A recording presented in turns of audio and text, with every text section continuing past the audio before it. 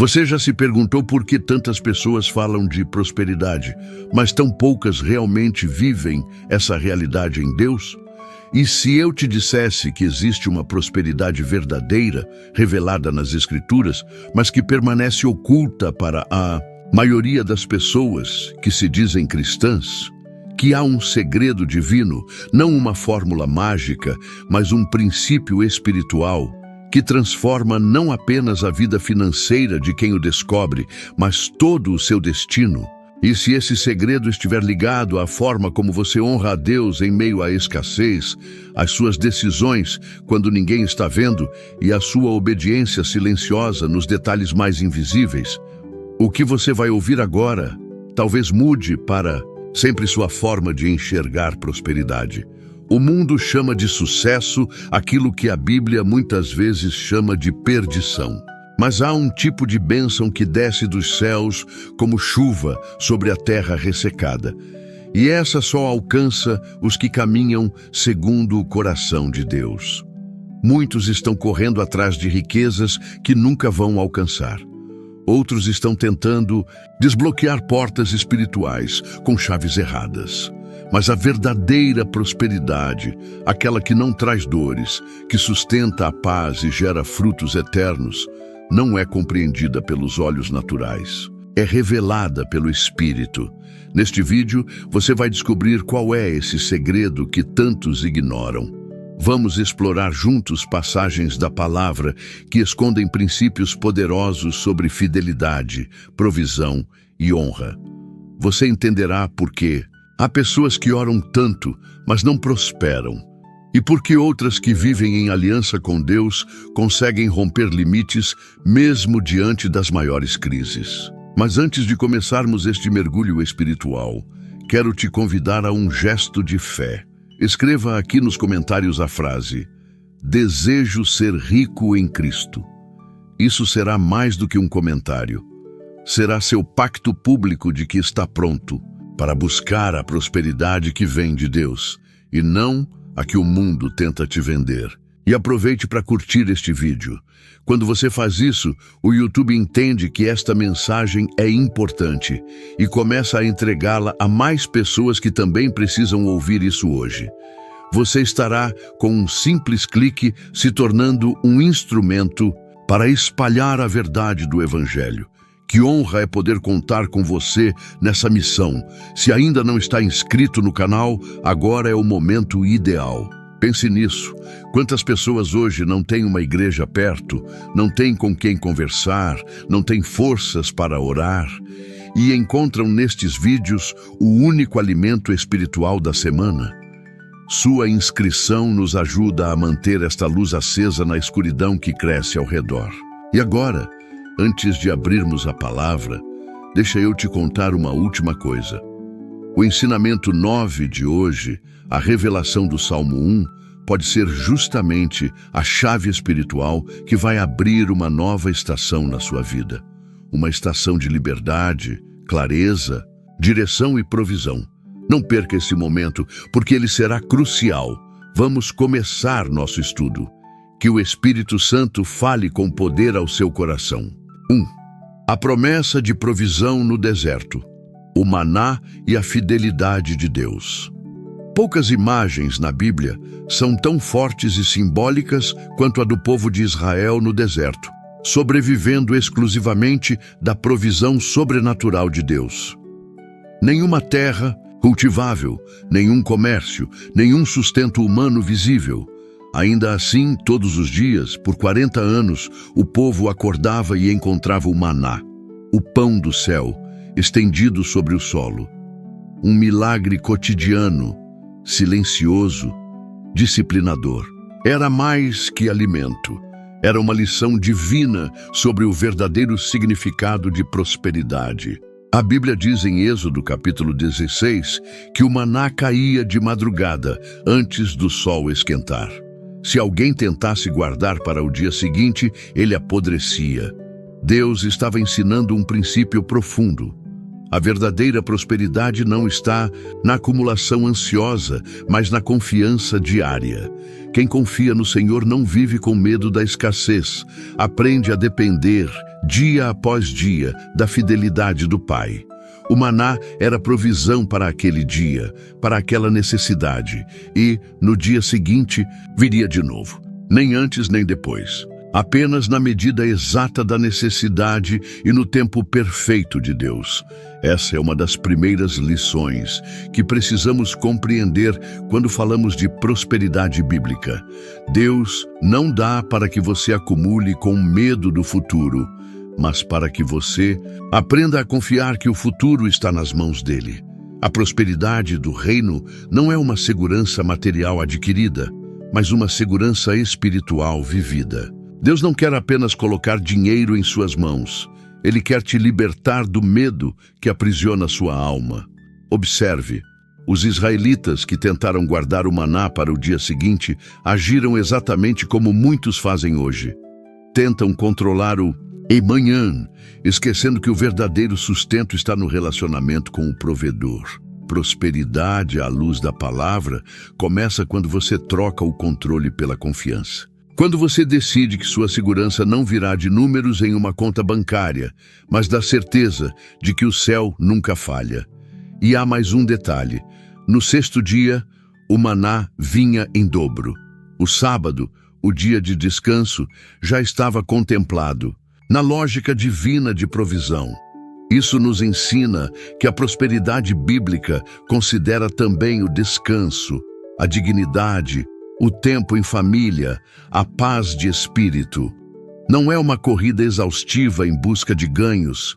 É uma jornada de aliança com Deus, onde até o repouso é abençoado. Talvez você esteja passando por um deserto agora.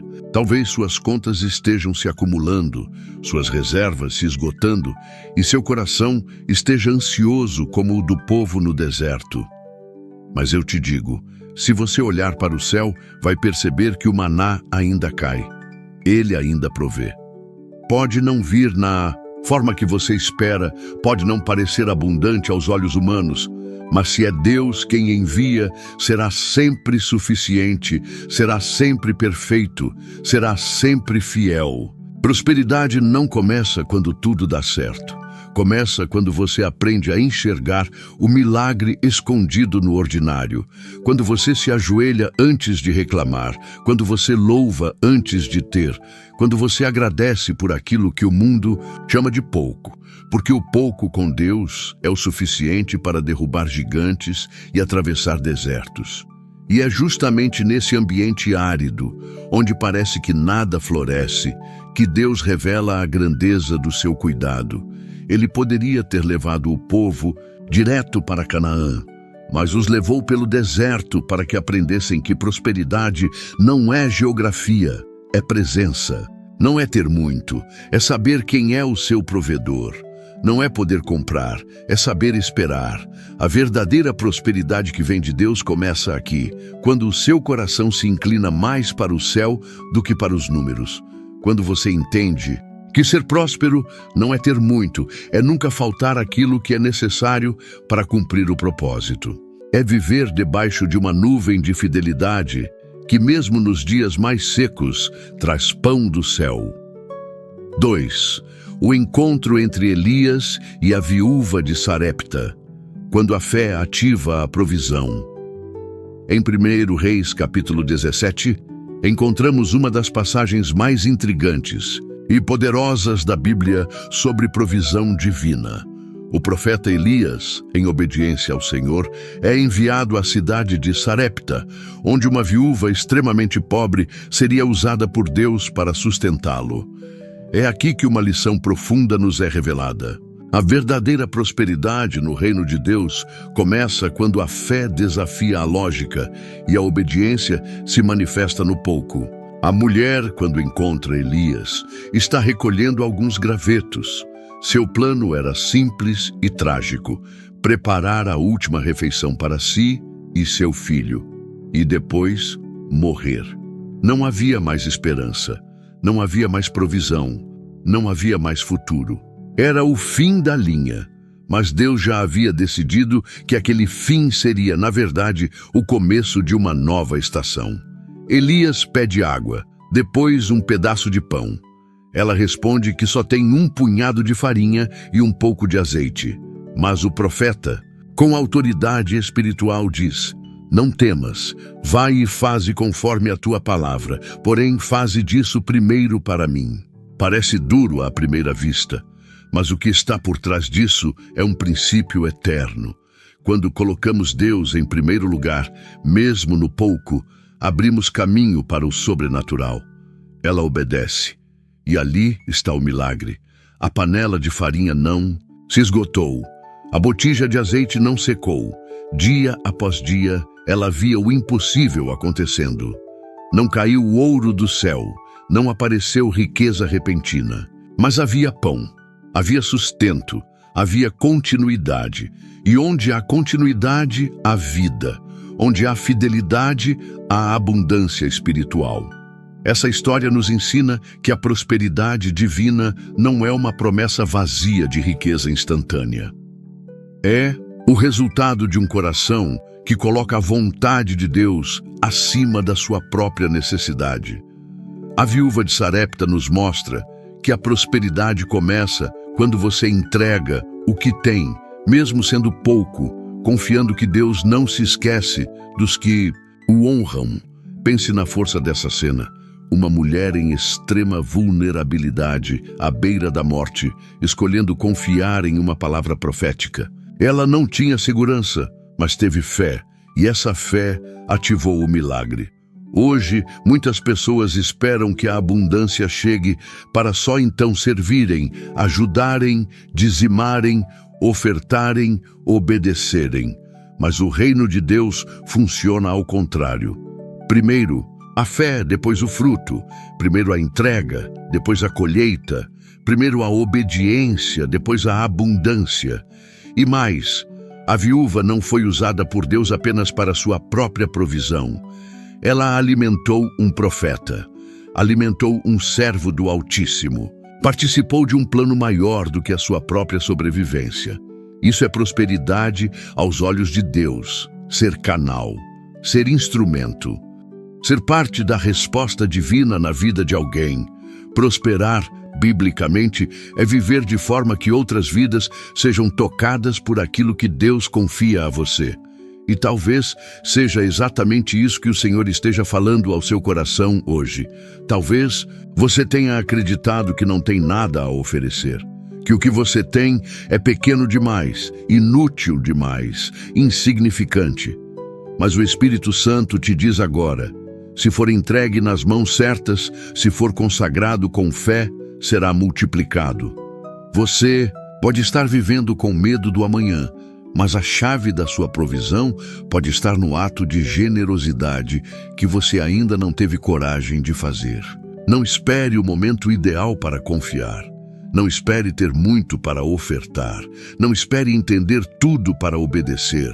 A viúva não entendeu. Ela apenas fez, e porque fez, viveu. E porque viveu, testemunhou. Deus está chamando pessoas comuns para viver milagres extraordinários.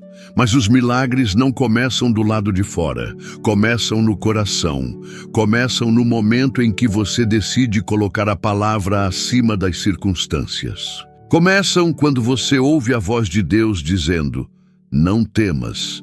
Começam quando você se recusa a morrer em silêncio e escolhe viver pela fé. A farinha pode parecer pouca, o azeite quase nada. Mas se há fé, haverá pão. E se há obediência, haverá continuidade. Porque a verdadeira prosperidade que vem de Deus é sustentada não por cálculos, mas por promessas. E a promessa é clara: quem honra o Senhor com o que tem, será sustentado por aquilo que só o céu pode dar. 3. O jovem rico e o verdadeiro tesouro, quando o apego bloqueia a bênção. Entre todos os encontros de Jesus com diferentes personagens nos evangelhos, poucos são tão reveladores e desconfortáveis quanto o diálogo com o jovem rico, relatado. Em Mateus 19, Marcos 10 e Lucas 18. Era um homem justo, obediente à lei, respeitado, provavelmente generoso aos olhos da sociedade. Mas faltava-lhe uma coisa, e justamente essa coisa bloqueava sua entrada no reino dos céus. Ele se aproxima de Jesus com reverência e faz uma pergunta direta. Bom mestre, que farei para herdar a vida eterna?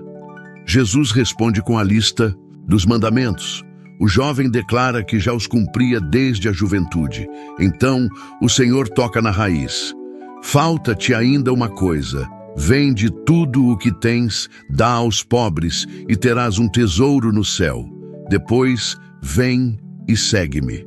O texto diz que ele foi embora triste, porque era muito rico. Aqui está uma lição profunda sobre prosperidade que muitos ignoram. A verdadeira prosperidade não é o quanto você possui, mas o quanto você é livre em relação ao que possui. A riqueza do jovem não era o problema. O problema era o quanto seu coração estava amarrado a ela. Quando Jesus propôs que ele vendesse tudo, não era porque queria empobrecê-lo, mas porque queria libertá-lo.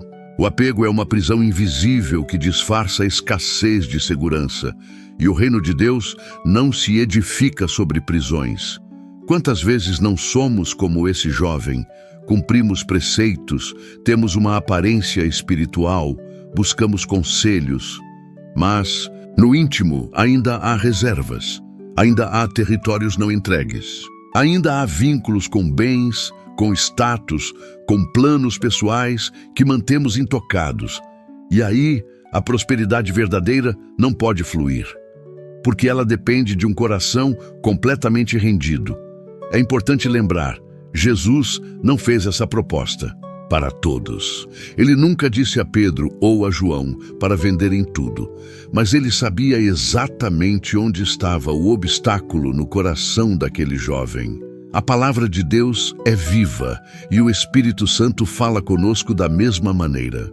Cada um de nós tem áreas onde a nossa confiança ainda está mais nos bens do que no doador. E Deus, por amor, vai tocar justamente aí. Prosperidade à luz da Bíblia não é manter, é liberar. Não é acumular, é consagrar.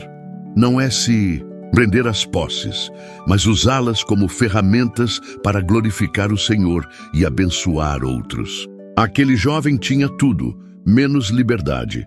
E o que Jesus propunha era justamente a liberdade que o dinheiro dele nunca compraria.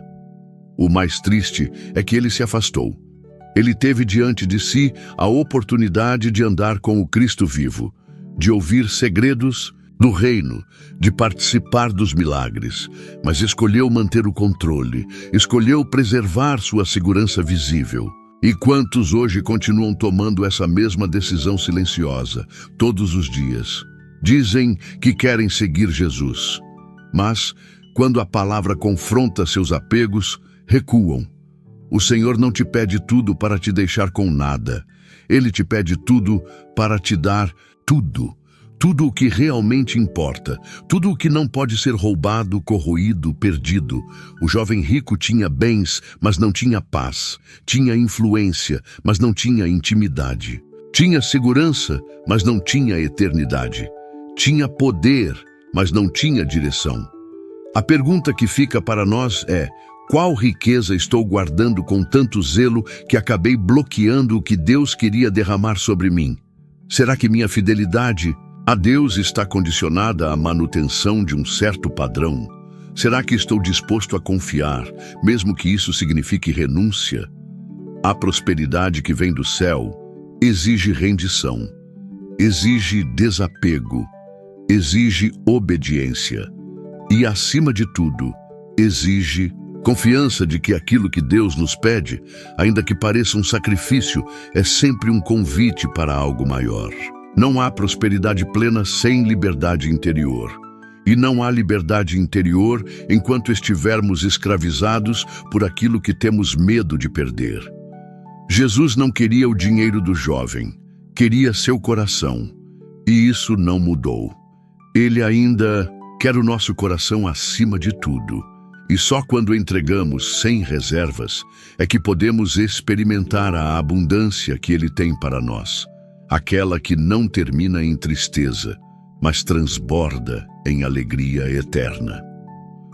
4.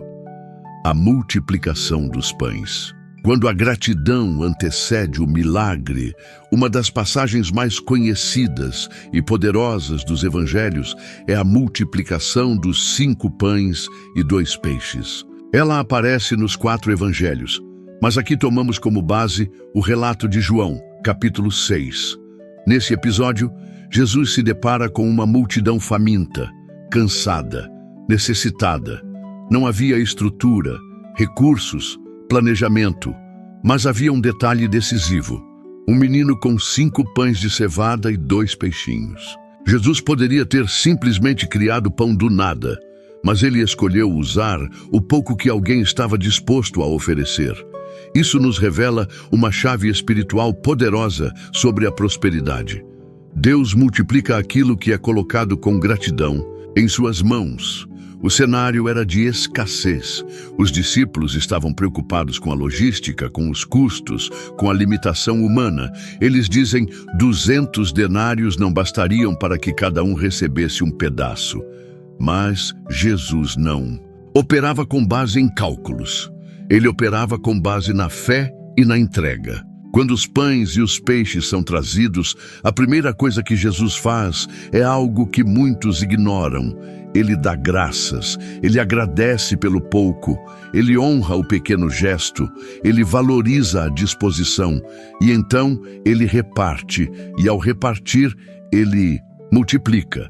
Essa é a lógica divina. Gratidão antes da multiplicação, entrega antes da abundância. Alguém teve que abrir mão do seu lanchinho, alguém teve que confiar. E essa confiança desencadeou um milagre que alimentou 5.000 homens, sem contar mulheres e crianças. E ainda sobraram 12 cestos. Talvez você esteja esperando que Deus multiplique algo na sua vida, suas finanças, seu trabalho, sua colheita, sua paz. Mas a multiplicação só vem quando você aprende a agradecer pelo pouco e colocar o pouco nas mãos dele. Muitos não prosperam porque vivem murmurando, porque desprezam o que têm, porque estão focados no que falta e não reconhecem o que já foi dado. A verdadeira prosperidade não começa no banco, mas no coração. Começa quando você vê o pouco como semente, não como escassez. Quando você entende que 5 pães e 2 peixes nas mãos certas são suficientes para alimentar uma multidão e ainda sobrar. E não foi apenas um milagre de quantidade, foi um milagre de ensino. A multidão viu com os próprios olhos que o céu não é limitado pela matemática humana, que Deus não está sujeito às estatísticas, que quando o reino se manifesta, o pouco se torna muito e o impossível se torna natural. E é importante notar, Jesus ordena que os pedaços que sobraram fossem recolhidos. Nada foi desperdiçado. A prosperidade divina não é irresponsável, não é vaidosa, não é inconsequente. É abundante com propósito, com ordem, com sentido. Até as sobras eram parte do milagre. Isso nos ensina que Deus não apenas supre, mas ensina a administrar. Ele não derrama bênçãos para alimentar o orgulho, mas para revelar o seu caráter. Você tem sido grato pelo que já tem? Ou está preso à frustração pelo que ainda não chegou? Tem oferecido seus 5 pães ao Senhor ou os tem guardado com medo de que faltem? A resposta para essas perguntas pode revelar por que o milagre ainda não aconteceu. A fé que libera a prosperidade é prática. Ela se move, ela age, ela entrega. O menino anônimo da multidão jamais imaginou que seu pequeno gesto entraria para a história da humanidade. Mas entrou, porque a fé silenciosa sempre encontra espaço nas mãos de Deus. Não despreze o pouco, não reclame do que te falta. Agradeça, ofereça, confie. Porque a verdadeira prosperidade que vem de Deus Começa com gratidão, cresce com generosidade e floresce na obediência. E quando Jesus toma algo em suas mãos, não há limites para o que pode acontecer. 5. O dízimo e a promessa de Malaquias. Quando a obediência destrava os céus, entre as passagens mais mencionadas e frequentemente mal interpretadas sobre prosperidade, está a poderosa exortação de Deus em Malaquias, capítulo 3. É um convite, mas também um alerta. É uma promessa, mas exige fidelidade. O Senhor, através do profeta, diz ao povo: trazei todos os dízimos à casa do tesouro, para que haja mantimento na minha casa, e depois fazei prova de mim nisto, diz o Senhor dos Exércitos, se eu não vos abrir as janelas do céu e não derramar sobre vós bênção sem medida. O contexto era de um povo que havia se distanciado. Estavam oferecendo o resto, o imperfeito, o que não custava nada. Haviam perdido o temor, a reverência, o compromisso com a casa de Deus. Mas o Senhor, em sua misericórdia, não apenas os repreende, Ele também apresenta um caminho de restauração. Um caminho que começa na obediência. Um caminho que ativa promessas esquecidas. Esse trecho nos ensina algo fundamental. A prosperidade divina não começa com o que Deus nos dá, mas com o que nós decidimos devolver a Ele. Não porque Ele precise, mas porque isso revela a condição do nosso coração. O dízimo não é um imposto religioso, é um testemunho de confiança. É a declaração silenciosa de que o que temos não é nosso. É dele, de que a fonte não é o salário, é o céu. Observe a linguagem de Malaquias. Trazei todos os dízimos e fazei prova de mim.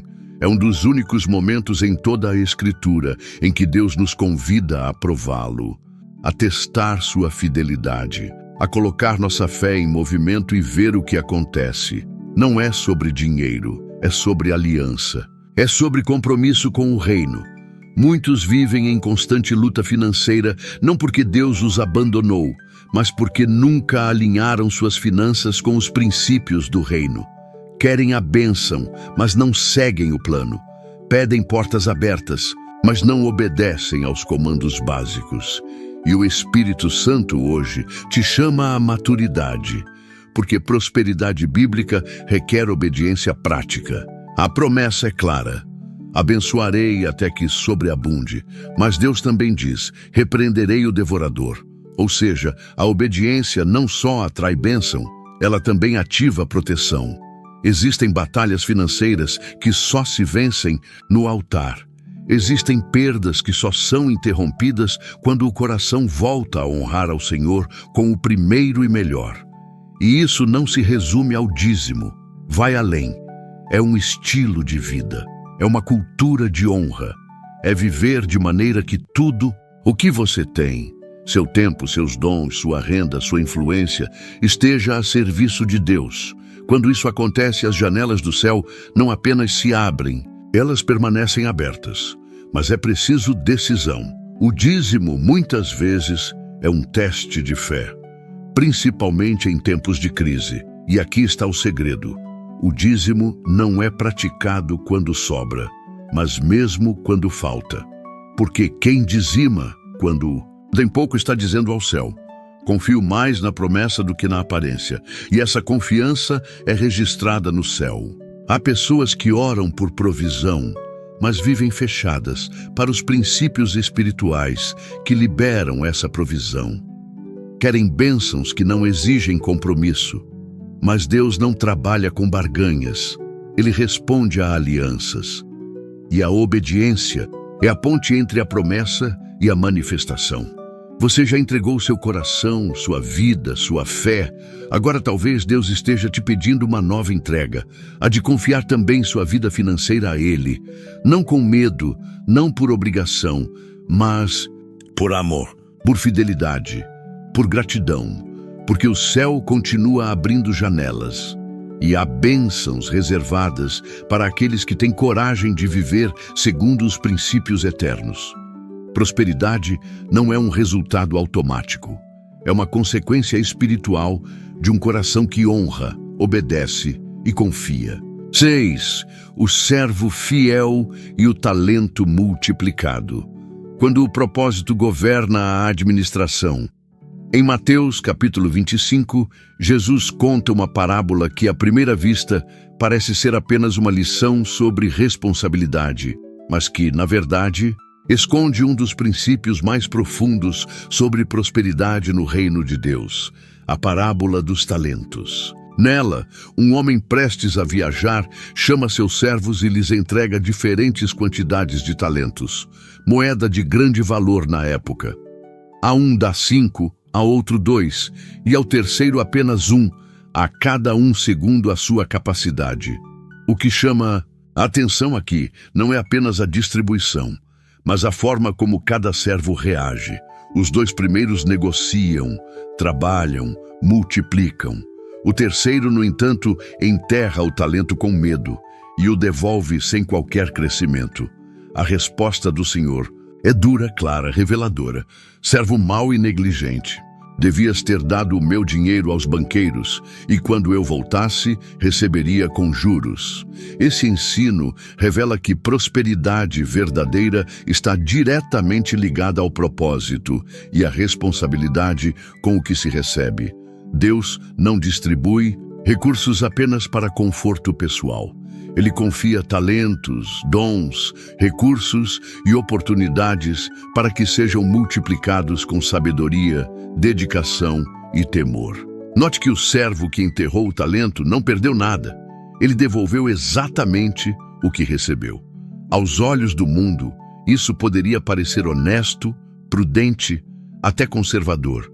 Mas aos olhos do reino, foi negligência. Por quê? Porque ele não cumpriu o propósito para o qual aquele talento lhe foi dado. Ele não multiplicou, não frutificou, não produziu. E prosperidade, no plano de Deus, está sempre associada a frutos, nunca a estagnação. Quantos hoje estão enterrando seus talentos? Quantos receberam capacidades, ideias, visões, recursos, mas por medo ou comodismo, preferem manter tudo seguro e intocado? Prosperidade não acontece por acaso. Ela é resultado de uma administração guiada pelo Espírito, movida por propósito e alinhada com o tempo de Deus. Outro detalhe importante: o Senhor da parábola dá mais ao que já havia multiplicado. A todo o que tem, mais será dado. Isso mostra que Deus não reparte com base em igualdade material, mas em fidelidade e capacidade de multiplicação. Ele recompensa aqueles que administram bem. Isso pode parecer duro, mas é justo.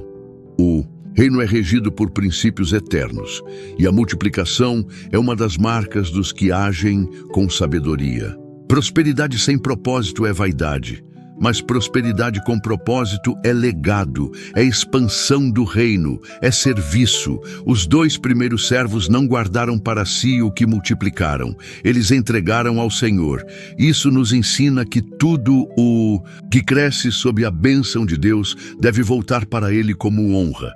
O crescimento é nosso, mas a glória é sempre dele. Se você deseja prosperar à luz da palavra, comece olhando para o que já tem. Qual talento Deus te deu? Qual dom? Qual recurso? Qual oportunidade? O que você tem feito com isso? A resposta sincera a essa pergunta pode te posicionar diante de um novo ciclo de crescimento, porque Deus nunca multiplica aquilo que está enterrado. Ele só multiplica o que está em movimento. Não tenha medo de errar. O erro maior é não tentar. O terceiro servo não foi punido por perder, mas por se omitir. O reino de Deus avança com coragem, não com paralisia. E a coragem que Deus espera não é fruto da autoconfiança, mas da fé no propósito que Ele mesmo plantou em você. Seja fiel no pouco. Multiplique o que está em suas mãos. Honre o que Deus já te confiou. Porque a prosperidade verdadeira Começa no momento em que você entende que tudo o que possui é uma semente. E cada semente plantada com fé é uma porta aberta para um milagre. 7. José no Egito. Quando a prosperidade é forjada no vale da humilhação, se há uma história que define o mistério da prosperidade no reino de Deus, ela é a de José. Um jovem que recebeu um sonho grandioso, mas que viu sua vida se tornar um ciclo de perdas, traições, humilhações e esquecimentos. José foi vendido como escravo, lançado numa cisterna, acusado injustamente, aprisionado e esquecido por aqueles que prometiam ajudá-lo. E, no entanto, a palavra declara: "E o Senhor era com José, e tudo o que ele fazia prosperava." Gênesis capítulo 39, versículo 2. Aqui está um dos maiores enigmas da prosperidade divina. Nem sempre ela se manifesta como conforto imediato, mas como uma presença constante que sustenta, capacita e prepara. José prosperava mesmo na prisão. Prosperava mesmo sendo escravo, porque a prosperidade verdadeira não está onde você está, mas com quem você está. E José estava com Deus. Essa história nos ensina que muitas vezes Deus esconde a prosperidade em ambientes que aos olhos naturais parecem fracasso. Ele usa o abandono para formar caráter. Ele permite a injustiça para trabalhar a humildade.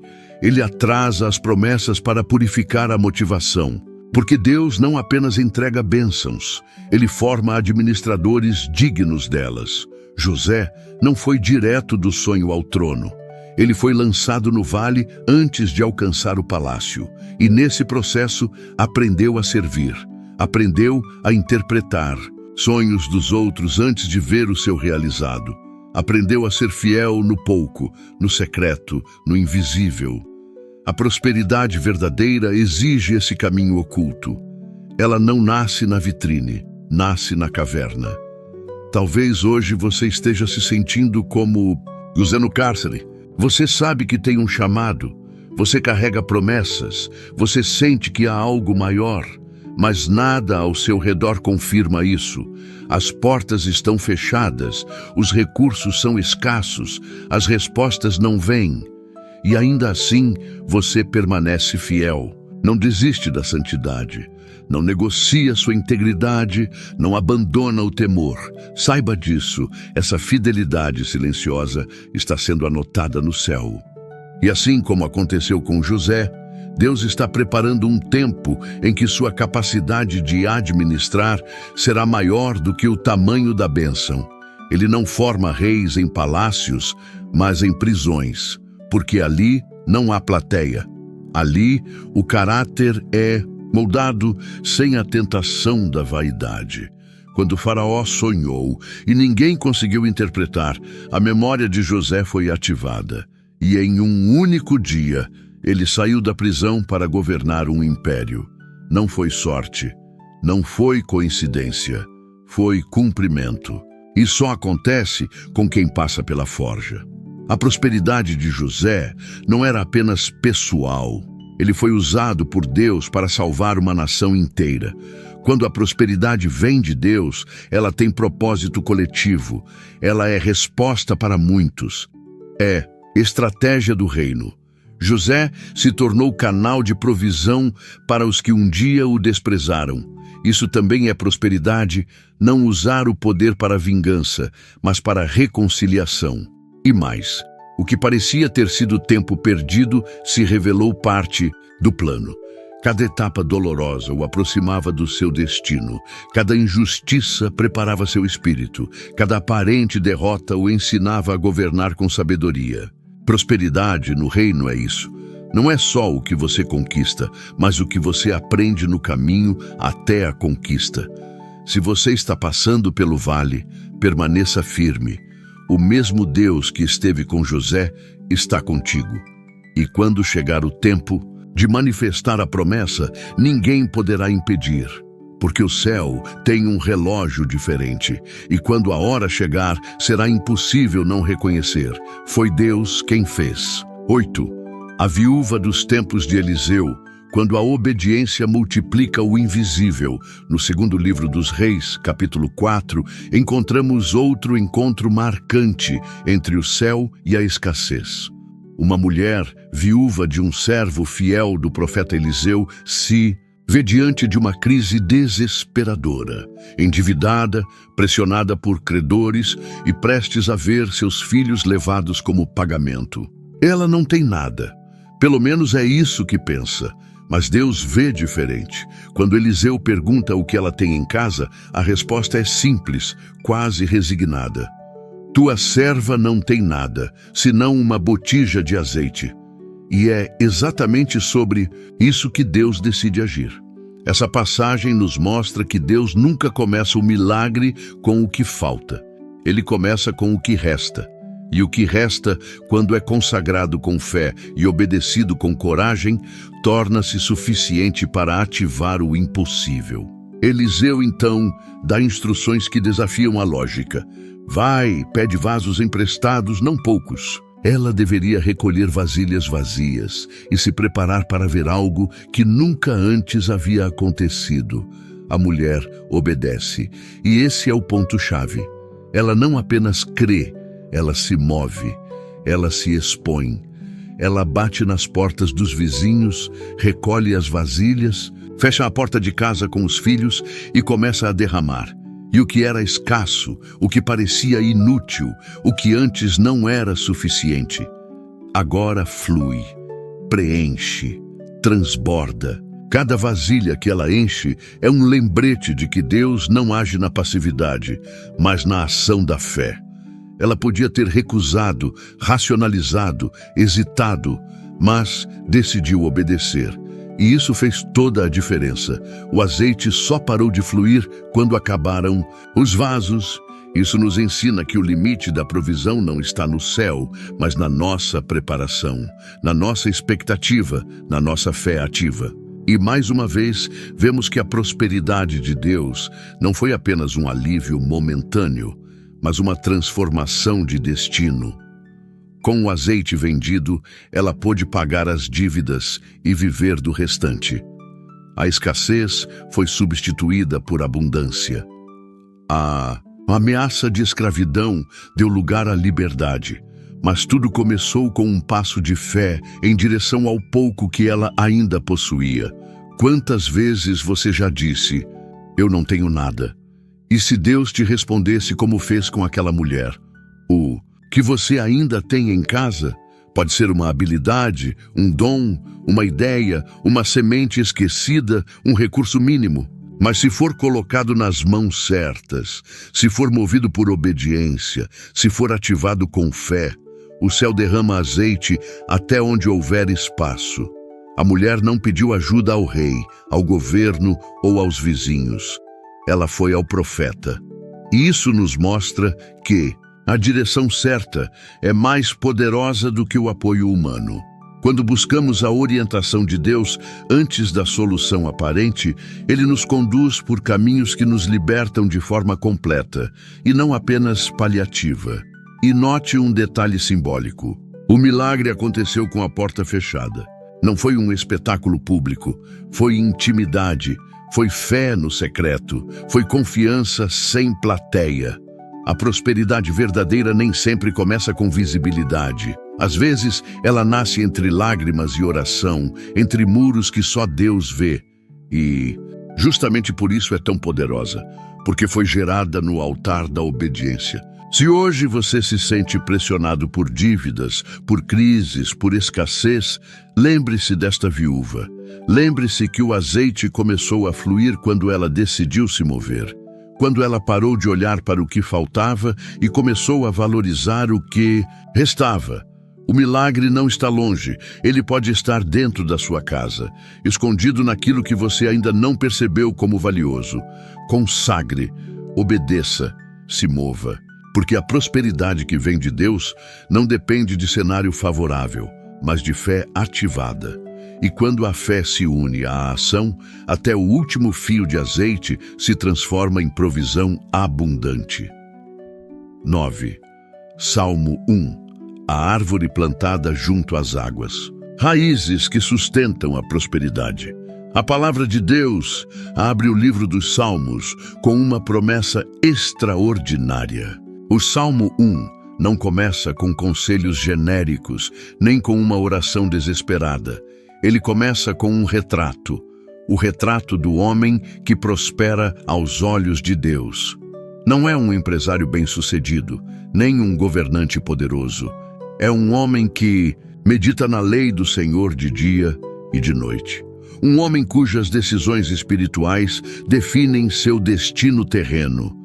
Será como árvore plantada junto a ribeiros de águas, a qual dá o seu fruto na estação própria, cujas folhas não caem, e tudo quanto fizer prosperará. Essa é uma das definições mais claras de prosperidade bíblica. Não é velocidade, não é riqueza repentina, não é visibilidade, é profundidade. É ser como uma árvore com raízes fortes, escondidas, mas que sustentam um crescimento constante, saudável, frutífero e duradouro. Note que a árvore é plantada, não está solta, não está à deriva, não é passageira, está firmada num lugar. Isso nos ensina que prosperidade começa na permanência, no compromisso, na constância espiritual. Muitos querem crescer como árvores, mas vivem pulando de lugar em lugar, de fé em fé, de princípio em princípio. Mas Deus abençoa o que é plantado, o que tem raízes, o que não foge com o vento. E mais, essa árvore está junto aos ribeiros, de águas. Ou seja, mesmo que não chova, mesmo que o tempo seja seco, ela continua nutrida. O ambiente pode ser árido, mas a fonte não seca. Isso revela que a verdadeira prosperidade independe do clima ao redor. O justo que confia na palavra, que tem comunhão com Deus, que se alimenta das águas do Espírito Santo, permanece frutífero até nos dias de escassez. E há outro detalhe precioso: ela dá fruto no tempo certo. Isso significa que prosperidade também tem a ver com discernimento de tempo. Não é apenas produzir, é produzir na estação correta. É entender que há períodos de plantar, de crescer, de esperar, até que chegue o tempo de frutificar. Muitos desistem no meio do processo porque não veem frutos imediatos. Mas o justo sabe que quem está plantado na palavra, mais cedo ou mais tarde frutifica, sempre.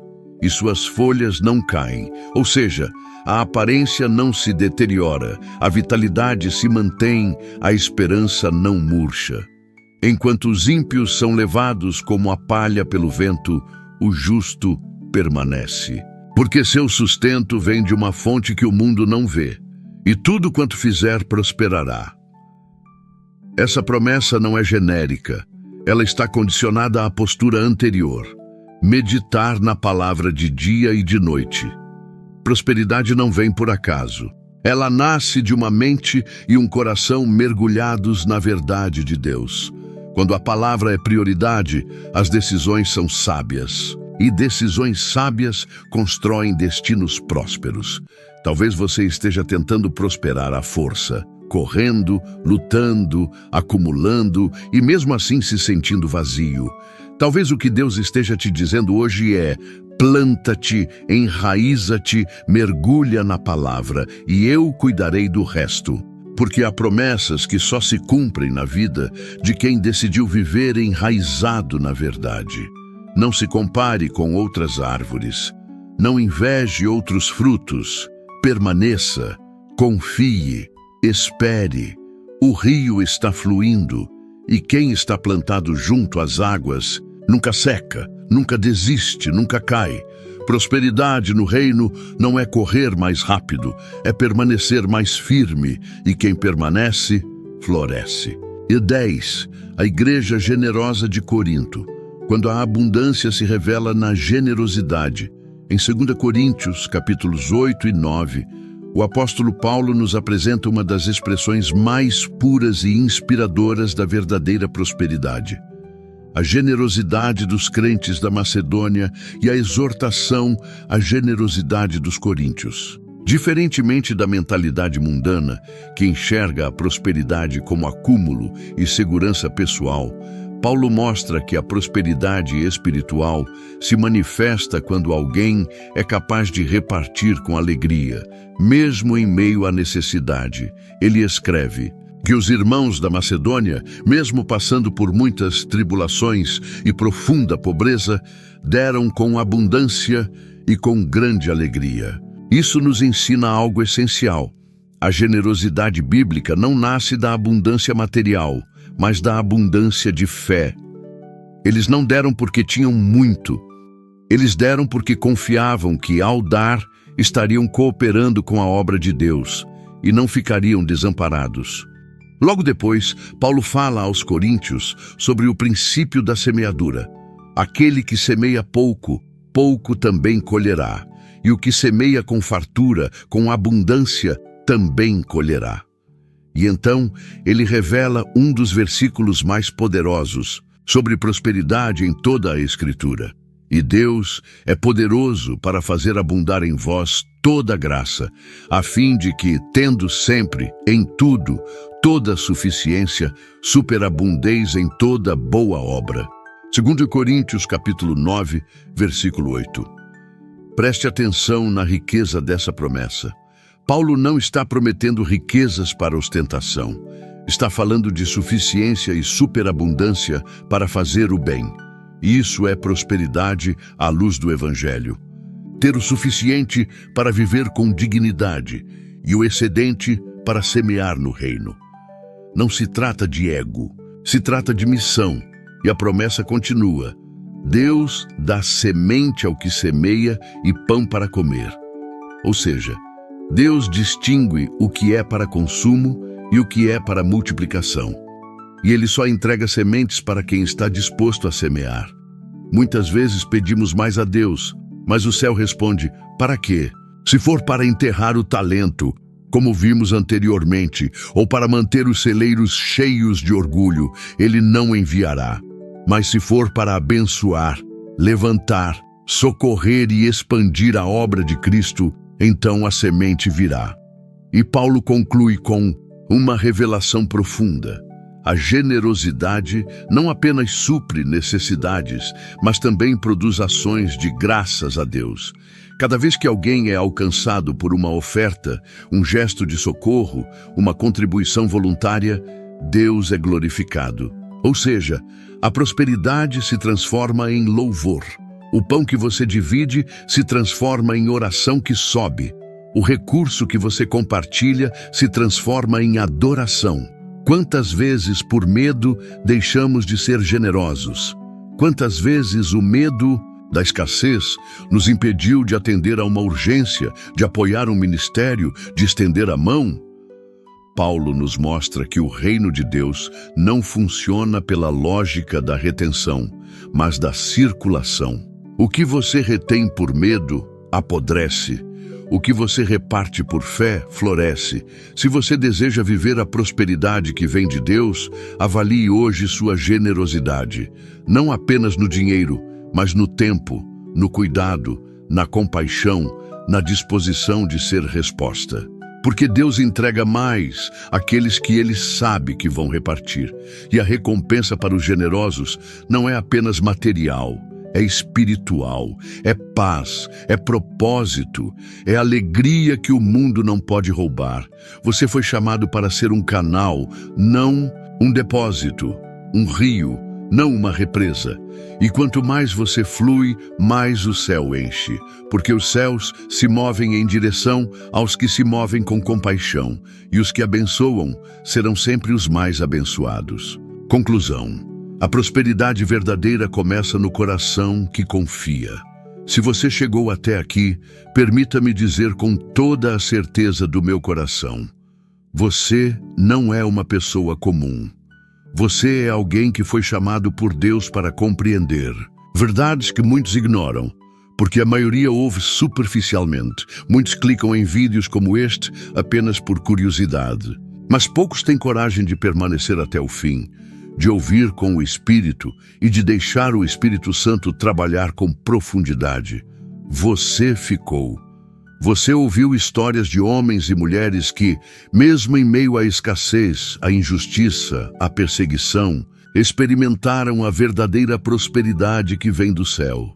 Você caminhou comigo por desertos onde caiu maná, por casas simples onde o azeite se multiplicou, por prisões onde Deus forjou governantes e por campos onde sementes de fé geraram colheitas de abundância. Mas agora eu te pergunto, o que você vai fazer com tudo isso? Vai guardar esse conteúdo apenas como mais uma reflexão bonita? Ou vai tomar uma decisão hoje que pode mudar sua forma de viver, administrar, confiar e semear? A revelação, por si só, não transforma nada. O que muda o rumo da vida é a obediência à revelação. E hoje, Deus te mostrou um caminho. Ele te mostrou que a verdadeira prosperidade não é ter muito, mas ter o suficiente para cumprir o propósito. Que não é acumular, mas multiplicar. Que não é controlar, mas confiar. Que não é apenas receber, mas também repartir. Talvez você nunca tenha pensado que sua vida financeira esteja ligada ao seu relacionamento com Deus, mas está. Porque tudo o que temos, tudo o que somos, tudo o que administramos, deve estar debaixo do governo do Senhor. E quando Deus governa, Ele sustenta, Ele provê, Ele cuida, Ele honra. Muitos passam a vida tentando se proteger da escassez, trabalham até a exaustão, vivem ansiosos, se comparam, se frustram e ainda assim não experimentam a paz. Por quê? Paz não é um resultado de conquistas. Paz é o fruto da confiança. E quem confia em Deus como provedor descansa, mesmo quando o pão ainda não está sobre a mesa. Porque sabe que o maná cai, que o azeite flui, que a porta abre, que a promessa se cumpre. Agora, quero te fazer um pedido especial. Se essa mensagem falou com você, escreva nos comentários a frase: "Eu escolho viver a prosperidade do reino". Essa declaração será o seu selo, o seu compromisso público, uma forma de dizer: Senhor, eis-me aqui, estou pronto para alinhar minha vida financeira com a tua vontade. E eu quero saber quem são os que chegaram até aqui, os que ouviram até o fim, os que foram tocados e transformados. E, por favor, não deixe de curtir este vídeo. Quando você faz isso, você não está apenas ajudando este canal. Você está ajudando a palavra de Deus a chegar onde precisa chegar. O algoritmo do YouTube começa a mostrar este conteúdo para mais pessoas e você se torna parte ativa da evangelização digital. Isso é semear no reino. E quem semeia, colhe. Se ainda não está inscrito no canal, inscreva-se agora mesmo. Mas eu te peço que não faça isso apenas por hábito. Faça como um ato de fé, como alguém que entende que precisa estar cercado de mensagens que alimentem o espírito. Quantas pessoas hoje não têm uma igreja próxima? Quantas não têm um pastor, uma comunidade, uma voz que as fortaleça? Este canal é, para muitos, a única chama acesa no meio da noite. E você pode ajudar a manter essa chama viva. Compartilhe este vídeo com alguém. Envie no grupo da família, para aquele amigo que está passando por lutas financeiras, ou para aquele irmão de fé que precisa compreender o que é viver com propósito. Porque talvez através de você, a resposta que alguém tanto pediu chegue, e quando o vídeo acabar, não vá embora apressado. Não pule para outro conteúdo. Fique em silêncio por alguns minutos. Escute a música de fundo. Deixe que o Espírito Santo sedimente cada palavra no seu coração. Feche os olhos, respire fundo e diga: obrigado, Senhor, por cuidar de mim. Mesmo quando eu não percebo, Tu estás provendo. Mesmo quando não vejo saída, Tu já preparaste um caminho. Dedique algumas palavras de louvor ao Senhor neste momento. Agradeça pela provisão que já recebeu, pelas vezes em que não faltou, pelos livramentos invisíveis, pelas portas que Ele fechou para te proteger. pela sabedoria que está te concedendo agora para viver uma nova fase. A prosperidade de Deus é um convite, um chamado, um estilo de vida.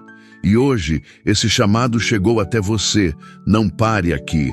Continue assistindo aos vídeos deste canal.